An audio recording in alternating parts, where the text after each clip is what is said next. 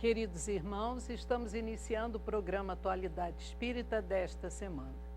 Este programa é uma realização do 8º Conselho Espírita de Unificação, que agrega 14 casas espíritas em Nova Friburgo e tem, por finalidade, a divulgação da doutrina espírita codificada por Allan Kardec, levando consolo e esclarecimento a todos aqueles que nos assistem.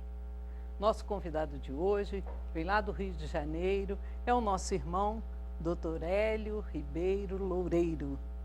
Dr. Hélio é presidente do Centro Espírita Casa de Batuíra e é diretor de Relações Externas do Conselho Espírita do Estado do Rio de Janeiro, vice-presidente da Associação Jurídico Espírita do Estado do Rio de Janeiro e palestrante, orador espírita, divulgador de nossa doutrina.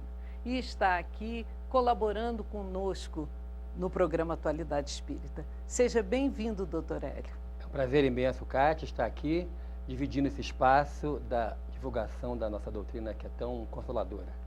E hoje abordaremos o tema Consequências da Crença na Reencarnação. É verdade. O programa será realmente muito interessante, muito proveitoso para todos nós, temos certeza disso. Com certeza. Doutor Hélio, qual a fundamentação evangélica na crença na reencarnação? Jesus foi procurado por Nicodemos, um homem que era responsável, tinha sob si uma responsabilidade no Sinédrio, que era o governo religioso de Israel. E naquela conversa, eles queriam saber exatamente, na verdade, Nicodemos queria saber qual era o segredo para se atingir o reino dos céus. O que o homem deveria fazer para atingir o reino dos céus? E Jesus diz assim: você que é príncipe em Israel não sabe disso?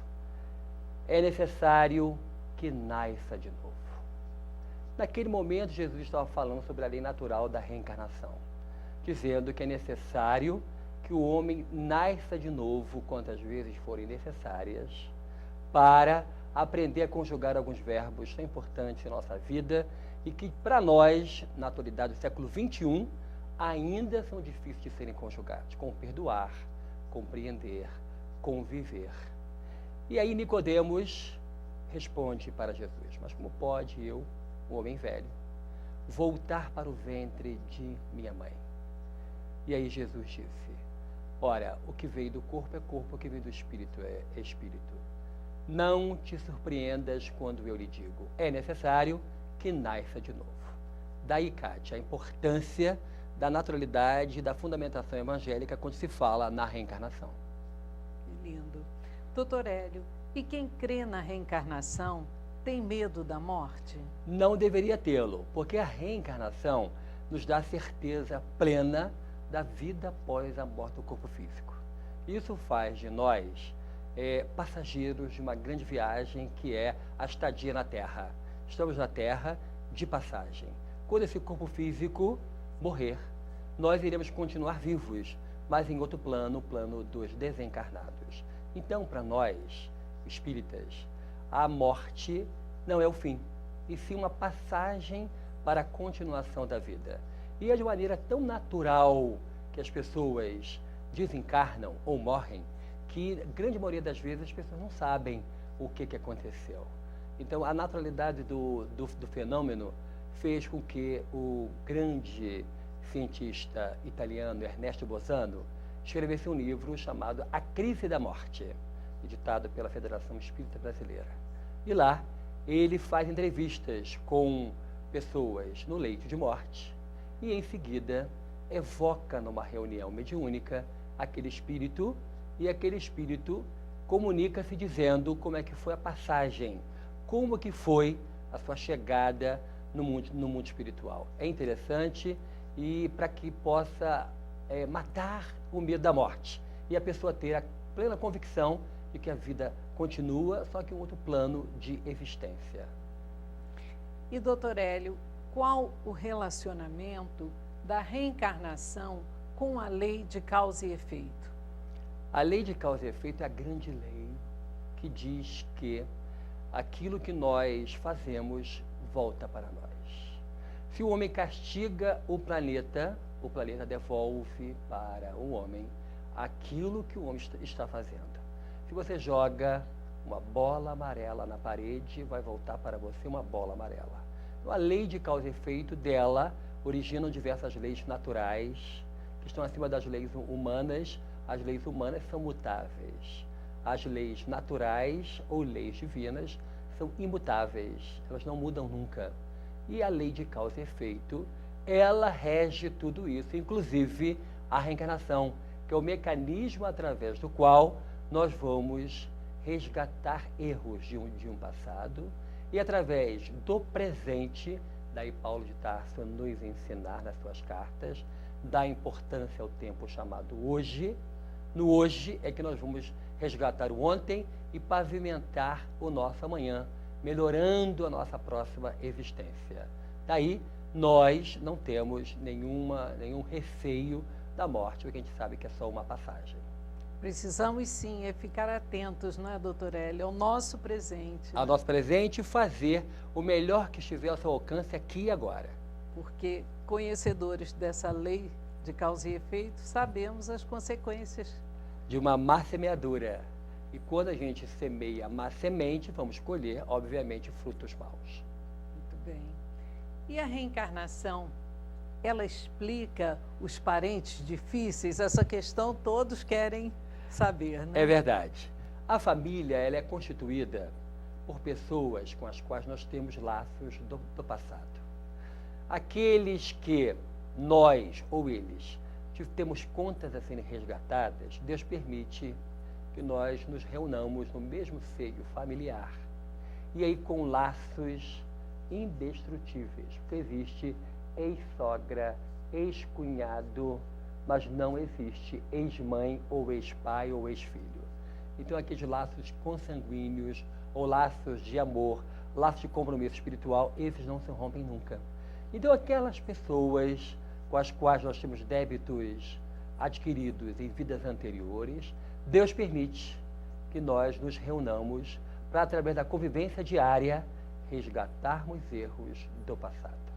Daí, temos em muitas famílias o caso de um filho que difere dos outros.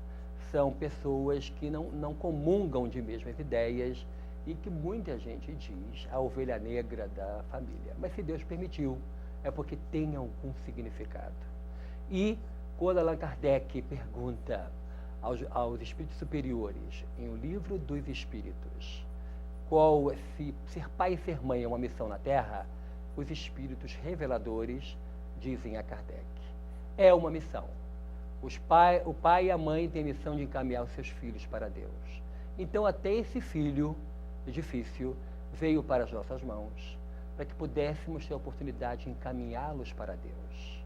E existe aquele momento da infância, tão importante, para que possamos endireitar caminhos, forjar o caráter daquela criança pequenina e que com aquele repetir 1000 vezes, não faça isso, não é certo, e repete 1000 ou 10.000 vezes, até a criança assimilar e aprender. Você ali, Kátia, você ali, meus irmãos que nos assistem, vão estar forjando o caráter de um homem de bem, que é diferente de um homem de bens. O homem de bem é aquele que faz todo o bem que está ao seu alcance, é correto para com as leis de Deus, é correto para consigo e para com o próximo. Ama a Deus sobre todas as coisas e o próximo como a si mesmo. Então, aquele parente difícil se explica através da lei da reencarnação e é um momento magnífico para que possamos resgatar erros de um passado. Agora, na dúvida, se foi você que errou ou ele que errou, atue como o devedor, aquele que tem que compreender, aquele que tem que perdoar, aquele que tem que pacificar, mas nunca perdendo a sua autoridade, se você é pai, se você é mãe, se tem sob a sua guarda e responsabilidade uma criança que Deus lhe emprestou, que você chama de meu filho, mas é filho de Deus e que Deus te emprestou, e depois pergunta assim: o que você fez do meu filho que eu te emprestei? Aí você tem que dar conta da sua administração. Nesse momento, o pai e a mãe devem ser muito consciente do seu dever. Não pode terceirizar educação. Instrução é no colégio, mas educação é no lar. Então não pode colocar para uma empregada educar, para uma babá educar. É o pai e a mãe que tem essa responsabilidade perante Deus de educar o filho ou a filha. E isso faz de nós corresponsáveis na construção de um caráter. E aí quando se torna adulto e a pessoa fala assim, é igual o pai, ele tem o jeito do pai, ele é correto, esse aí ele puxou a mãe, olha o modo como ele fala, como ele age, educado como a mãe. E isso faz de nós criaturas espelhos. A criança vê no pai e na mãe espelhos e se moldam. Então temos que ter plena consciência de nossa responsabilidade espiritual e aceitar esse parente difícil como uma oportunidade magnífica de resgatar erros de um passado. E essa responsabilidade dos pais, não é, doutor Hélio? É uma coisa belíssima, mas muito difícil. Dizer não, como é difícil para um filho, e na formação do caráter esse não é necessário tantas vezes, né? É verdade, Kátia, eu vejo muito, ainda não estou nessa fase, porque meus filhos têm 8 e 7 anos, respectivamente. Mas eu vejo muito em amigos que têm filhos na fase da adolescência, já virando mocinho, mocinha, 17 anos, não tem carteira, mas pede a chave do carro. Aí o pai fica assim, pede a sua mãe. A mãe fala assim, pede ao seu pai. E aquele jovem fica para lá e para cá. Aí a mãe cansada fala assim, se seu pai deixar, vai. O pai fala assim, a sua mãe deixou? Então vai. Aí das 5 da manhã, o jovenzinho que não fez 18 anos não chegou. O telefone toca. É fulano de tal? Sim. O senhor era pai de fulano? Oh. Olha aí. Então tem que saber dizer um não. O não é tão pedagógico e tão educativo como o sim. Mas tem que também saber falar o sim. E não pode barganhar com sim e com não para conseguir alguma coisa. O filho, a responsabilidade é só nossa. E não pode, repito, ser terceirizado. A educação, a responsabilidade é tão somente dos pais, ou daqueles que detêm a guarda e a responsabilidade dos pais, que serão esses que irão responder perante Deus.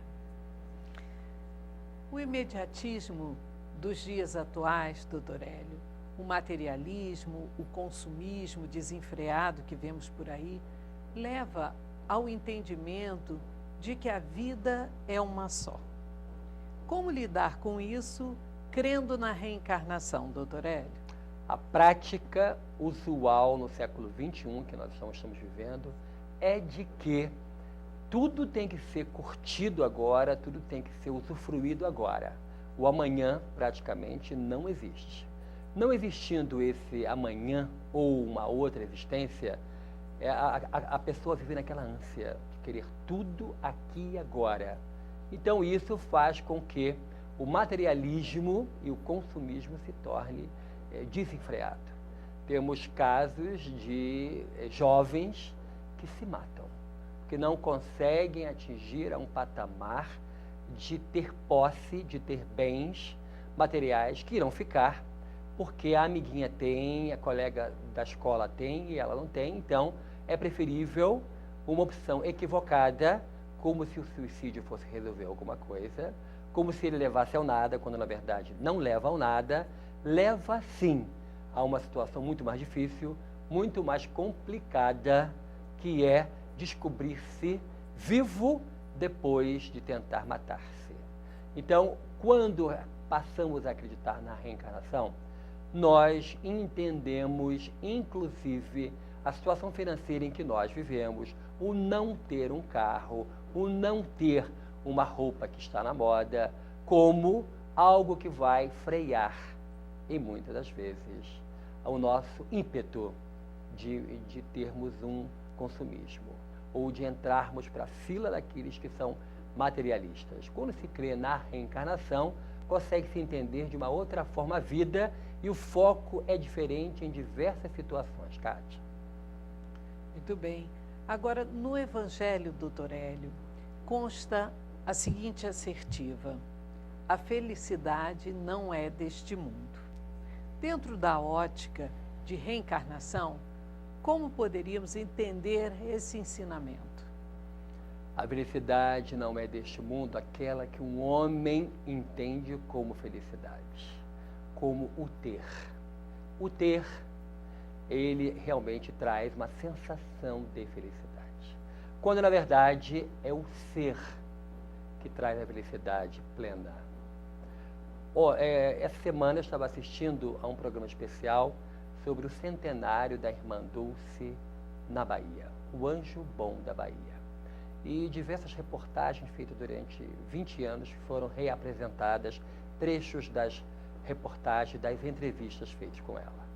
E ela começou dizendo do seu estado pleno de felicidade, quando conseguiu, embaixo das escadas que dão para a Igreja do Senhor do Bonfim, lá em Salvador, naqueles vão que ficava embaixo da escada, instalar ali o primeiro núcleo daquilo que seria o Hospital Santo Antônio, lá em Salvador, que ela veio a construir. Na verdade, construiu 2 hospitais com esse mesmo nome, de um lado da rua e do outro lado da rua. Para quando a pessoa passasse e olhar, Hospital Santo Antônio, isso aí é de pobre, é para pobre. Aí virava para o outro lado da rua, outro Hospital Santo Antônio. Ou seja, a criatura ficaria motivada a socorrer e ajudar. Então ela fala da felicidade que foi nos anos 50, quando ela colocou embaixo das escadas, colocou esteiras para colocar os doentes que ela apanhava nas ruas, nas noites de São Salvador, lá na Bahia. Para ela, a felicidade plena é ajudar. Para nós espíritas, que temos como lema, fora da caridade não existe salvação, e temos diversas obras sociais, assistenciais, a felicidade para nós, que acreditamos na reencarnação, muda de foco. Por quê? A nossa felicidade, ela está na mesma proporção com a qual proporcionamos a felicidade do outro. Isso traz para nós um outro parâmetro de que eu serei tão feliz quanto mais eu servir a Deus na pessoa do próximo necessitado. E isso é o fundamento de toda a movimentação assistencial que os espíritas fazem, que o movimento espírita faz, que as obras assistenciais espíritas realizam por todo esse imenso Brasil. Percebemos isso como um meio através do qual nós vamos servir a Deus. E nós vamos também crescer, servindo, socorrendo e ajudando. Estamos nos ajudando, nos socorrendo também.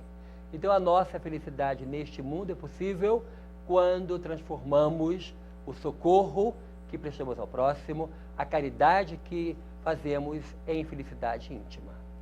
São escolhas e caminhos, né, que devemos seguir, né?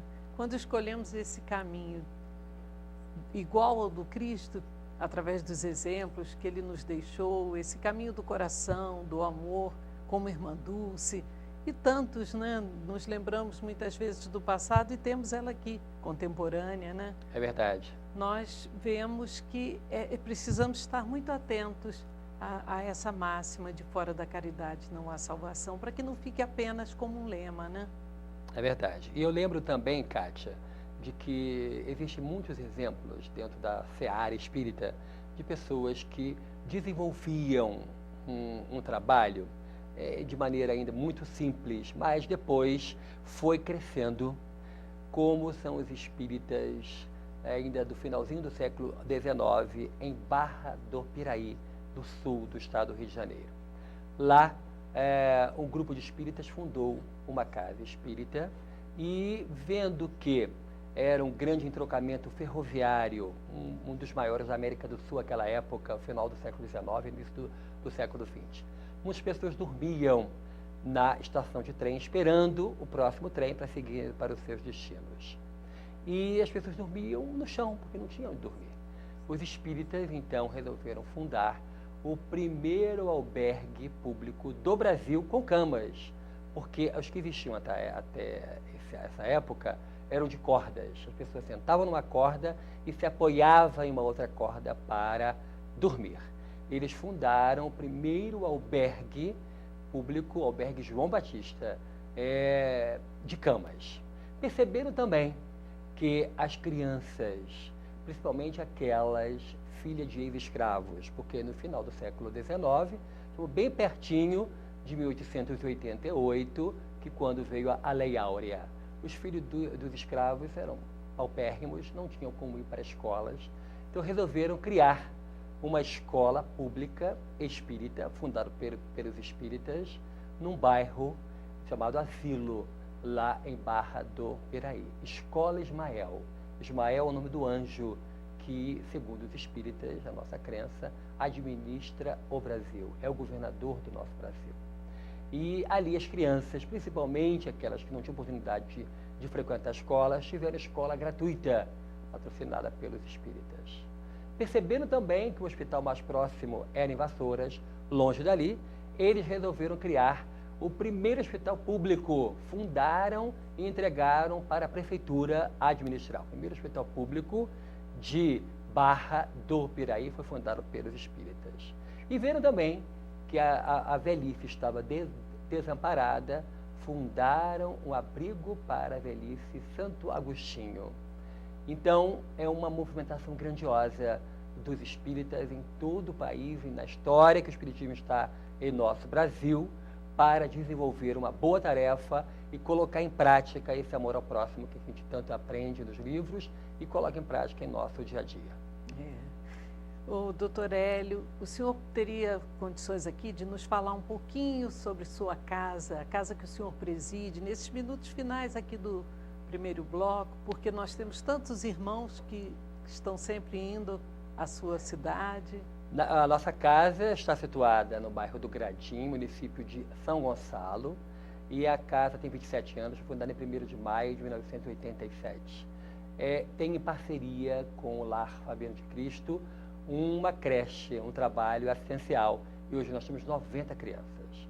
O endereço é Rua Otacílio Colares, número 15, o bairro é Gradim, município de São Gonçalo.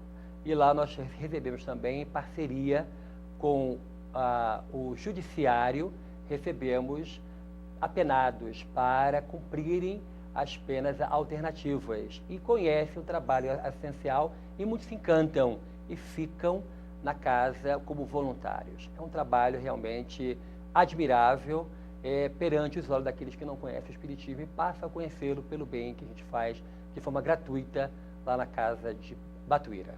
Pela caridade e pelo amor ao próximo. Isso. É verdade, Kátia. Queridos irmãos, estamos encerrando o primeiro bloco do nosso programa de hoje, recebendo aqui em nossos estúdios Dr. Hélio Ribeiro Loureiro, presidente do Centro Espírita Casa de Batuíra, lá em São Gonçalo. Nós vamos agora a um breve intervalo comercial e retornaremos já já.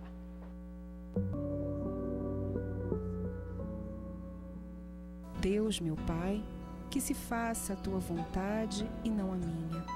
Se te apraz experimentar-me pela dor e pelas tribulações, bendito sejas. Porém, se te agrada, Senhor, apiedar-te da tua frágil criatura, dando-lhe ao coração as alegrias puras, bendito sejas também. Queridos irmãos, estamos iniciando o segundo bloco do programa Atualidade Espírita, hoje recebendo o Dr. Hélio Ribeiro Loureiro, lá de São Gonçalo, presidente do Centro Espírita Casa de Batuíra. E o tema que estamos abordando é a crença na reencarnação.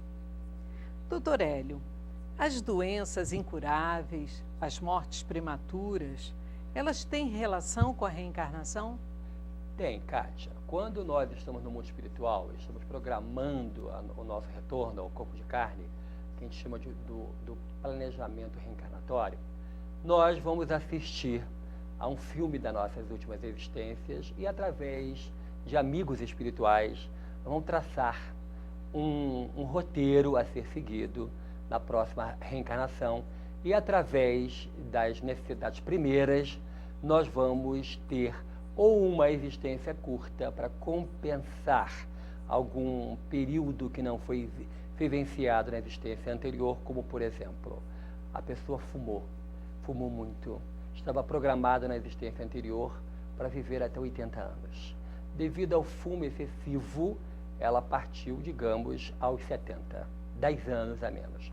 Volta da existência seguinte para completar aquele ciclo. Então, com 10 anos, ela vai partir. Esse planejamento reencarnatório, ele é dado a oportunidade à grande maioria das pessoas de fazer. E nele, nós colocamos o tipo de provas ou expiações que nós iremos passar. As provas são escolhidas por nós.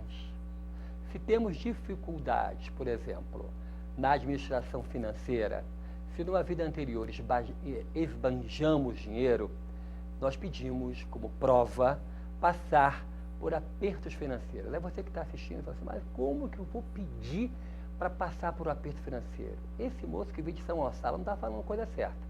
Eu estou, você sabe por quê? Lá no Evangelho consta que, numa figura alegórica, Jesus diz, é mais fácil um camelo passar pelo buraco de uma agulha do que um rico entrar no reino dos céus. Ele estava se referindo à dificuldade de se passar pela prova da riqueza. E realmente é. Aquela pessoa que passa pela prova da riqueza, que costuma brincar, costuma acender cigarro com nota de 100, essas pessoas têm realmente uma dificuldade muito grande em vencer a si próprio. E o maior desafio nosso é vencer a nós próprios. E aí a pessoa, quando tem tudo, tem facilidades 1000, não faz esforço. Se não faz esforço, fica tudo mais difícil para que possa se vencer, para que possa vencer o mundo. E Jesus disse, eu venci o mundo. E não, eu venci no mundo. Eu venci o mundo quer dizer, eu venci inclusive as dificuldades do mundo. E ele sempre afirmava, o Filho do Homem, se referindo a ele próprio, não tem uma pedra para recostar a sua cabeça. Jesus não tinha nada a não ser a roupa do próprio corpo. Então, temos essa facilidade em entender essa condição especial quando nós acreditamos na reencarnação e passamos a ter, com certeza, uma visão completamente diferente da nossa existência e dar um novo rumo à nossa vida. E quem crê na reencarnação tem apego aos bens terrenos? Não tem apego aos bens terrenos, porque tudo fica. Nós sempre lembramos que lá no Evangelho consta que Jesus falou assim, do que adianta ter 2 túnicas se você só pode usar uma por vez? Então as pessoas têm uma facilidade muito grande ao apego aos bens terrenos. E às vezes as pessoas têm alguns desejos, por exemplo, de ter um armário lotado de sapato. E vai comprando, e quando abre o armário, aquilo cai de tanto sapato que tem ali dentro. Ou compra muita roupa, ou compra muita coisa, quando na verdade nada vai nos acompanhar, a não ser o bem que nós fizermos na terra. Vai nos acompanhar e vai advogar em nosso favor o bem que fizemos na terra.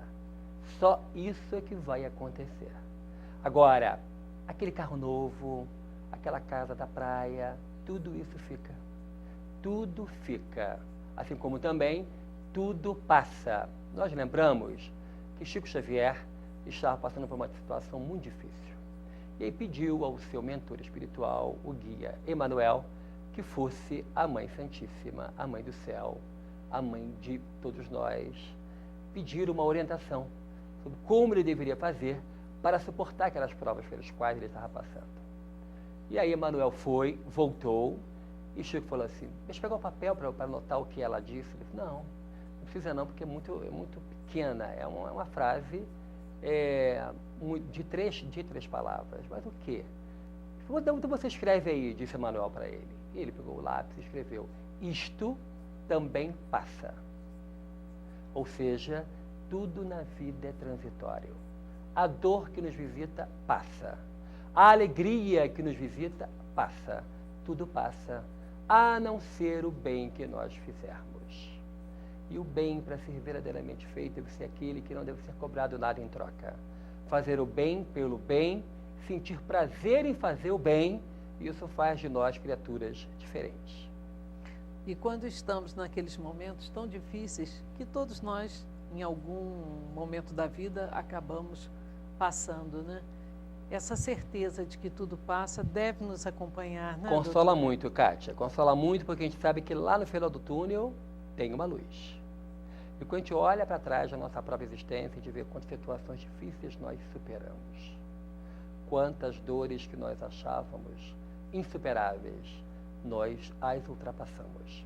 E isso dá para nós a plena convicção de que a misericórdia de Deus é infinita.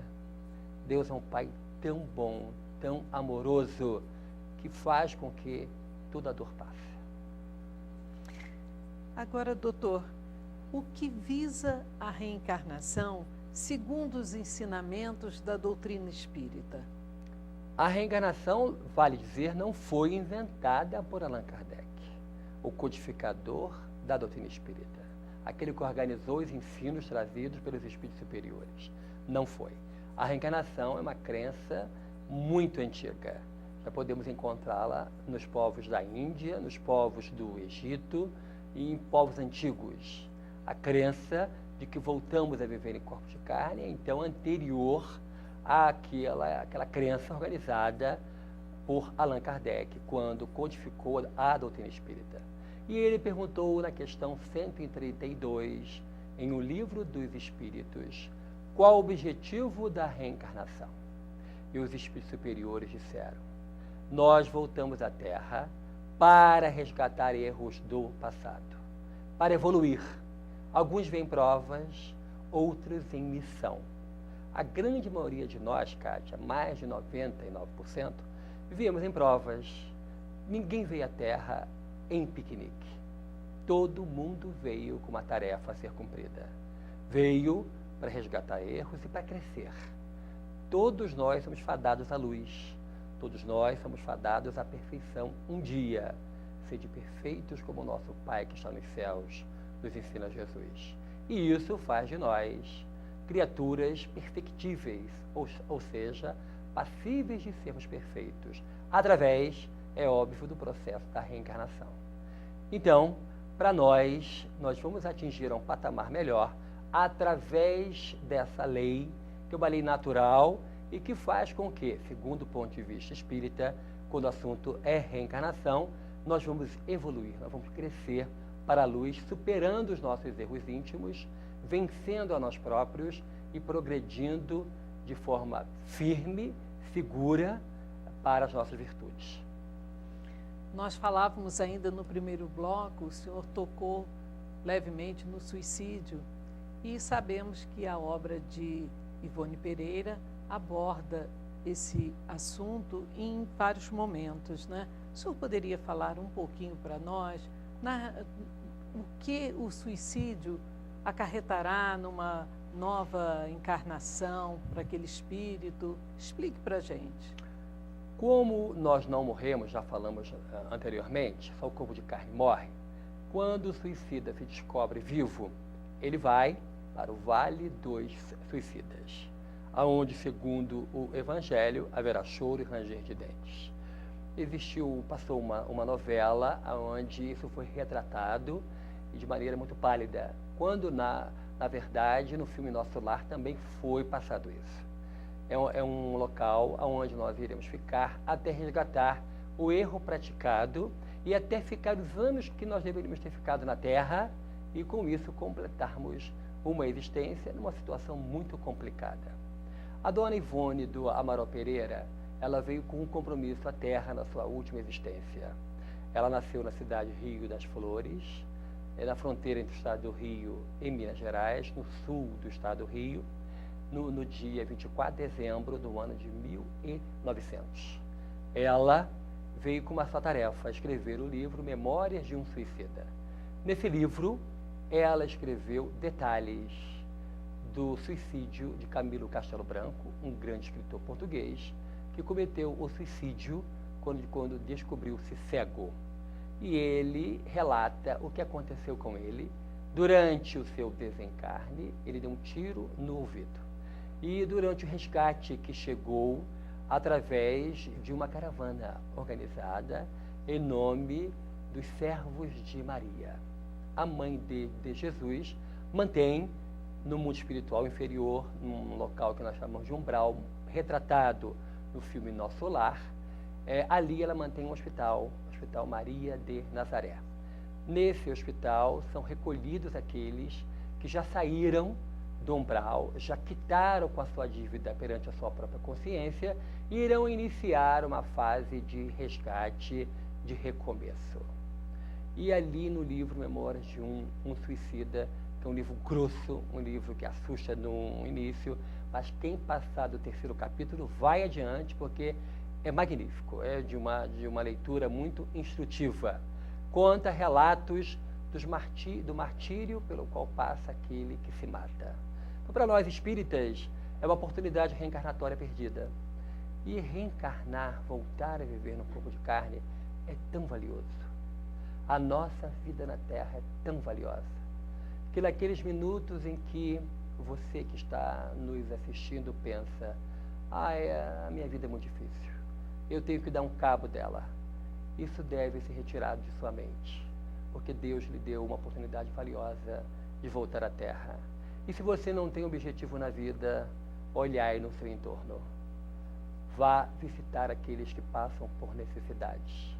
Vá ver aqueles que passam pelas dores e você verá que as suas mãos que se movimentam podem ajudar. Ajudar em um asilo a cuidar dos idosos. Ajudar em uma creche como voluntário, a dar banho em crianças, a vestir crianças, trocar fraldas, dar alimentação às crianças. E isso nos torna as pessoas úteis. Tornando-nos úteis, temos uma razão para ficar na Terra. Disso é de uma importância capital para nós que vivemos nesse mundo ainda muito envolto naquilo que é materialismo, naquilo que é consumismo desenfreado, como já falamos. E isso nos dá a certeza de que a vida vale a pena, e para todos os cristãos, todos aqueles que acreditam na continuidade da vida, nós entendemos que a vida, por mais difícil que seja, é um dom valioso. Só Deus dá vida, só Deus pode tirar a vida. Então o suicídio é uma porta falsa. Não vai haver um fim, e a pessoa sofre muito mais. Então lembrai da resposta da Mãe Santíssima a Chico Xavier. Isso também passa.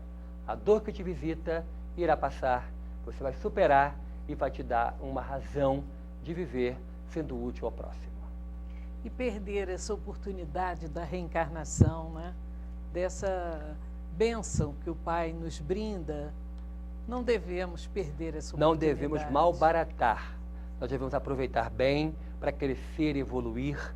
E se não tem a oportunidade de ir para o colégio, vá para uma casa espírita, que é a Universidade do Espírito. Ali você vai ter a oportunidade de conhecer aquilo que o mundo aí fora não ensina, das leis espirituais, daquilo que vale a pena e que vai nos acompanhar o conhecimento para a nossa vida verdadeira. Nós lembramos que em Nova Friburgo são 14 casas espíritas, 14 pontos de luz, onde você pode aprender e conhecer a nossa doutrina. Movimente-se, conheça a doutrina espírita e tenha uma vida melhor. Eu tenho certeza disso. Doutor Hélio, nós estamos aqui nos minutos finais de nosso programa e esse tema tão rico que o senhor nos trouxe, com essas informações tão maravilhosas, agradecemos sua presença, o senhor se dispor a vir nos auxiliar em nome da nossa querida doutrina. Eu gostaria agora de deixar suas considerações finais, que o senhor nos deixasse suas considerações finais. Aos nossos irmãos que nos assistem em Nova Friburgo, nós lembramos da figura do nosso querido Rabi. Jesus trouxe-nos tantos ensinamentos, mas a questão do perdão é algo tão precioso e nós não damos valor a ela. Quando Jesus respondeu a Pedro e disse, perdoai não 7, mas 70 vezes 7, trouxe para nós uma obrigação, um dever. Perdoar aqueles que nos ofendem e através do conhecimento espírita nós sabemos que livrar-se de uma bola de ferro no pé. Perdoar verdadeiramente é um ato nobre. Então, companheiro, companheira, meu irmão, minha irmã, que está assistindo a esse programa, busque perdoar, incessantemente perdoar aqueles que vos ofendem, que vos fazem mal.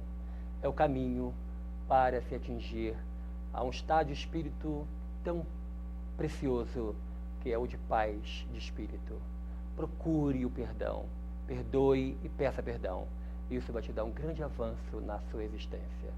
Que Deus abençoe, a você, a sua família, a esse programa, o nosso muito obrigado pela oportunidade, Nós a você, que Kátia, agradecemos. e ao Movimento Espírita de Nova Friburgo, as Casas Unidas aqui, para que possam permanecer assim, prestando um serviço de qualidade ao povo dessa belíssima cidade que tanto amo, que tanto admiro. Muito obrigado, saúde e paz para todos. Que o senhor possa retornar à sua casa, Centro Espírita Casa de Batuíra, né? Levando o nosso carinho, levando o nosso agradecimento por sua presença aqui tão gratificante para todos nós. Eu que agradeço. Muito obrigado. Meus queridos irmãos, estamos encerrando o programa Atualidade Espírita de hoje, lembrando a todos que visitem o Laje, Lar Abrigo Amor a Jesus. Lá vivem 80 idosos que necessitam do nosso amor, que necessitam da nossa presença física, desse contato humano que precisamos ter com todos aqueles nossos irmãos.